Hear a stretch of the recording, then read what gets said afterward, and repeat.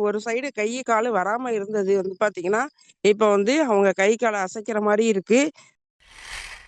MST சம்பூர்ணம். Stroke வந்து இப்போ ஒரு 4, 5 நாளைக்கு முன்னாடி வந்துருச்சு. அவங்க வந்து எமர்ஜென்ஸா வந்து ஹாஸ்பிட்டல்ல போயிட்டு அட்மிட் பண்ணாங்க. நம்ம வந்து பார்த்தீங்கன்னா, லிக்விட் மூலியமா அத குடுத்தோம்.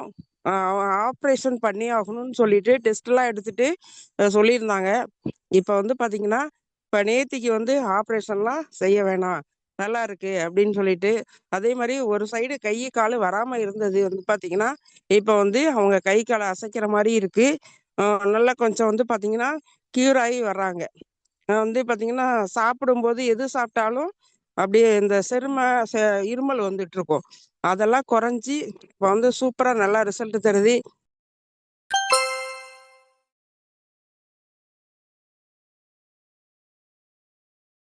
எனக்கு ஒரு 5 வகையான பிரச்சனை வந்து பார்த்தீங்கன்னா, சரியாயிடுச்சு.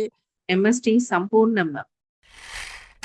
வந்து அ கண் பார்வை நல்லா தெளிவா தெரியுது. கன்டினியூவா நான் எடுத்துட்டு இருக்கிறேன்.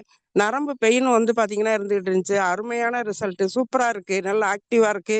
அதே மாரி ஹார்ட் ப்ராப்ளம் இருந்துச்சு. அதுவும் வந்து பார்த்தீங்கன்னா, நல்லா சரி பண்ணி குடுத்துருச்சு. சூப்பரா இருக்கு.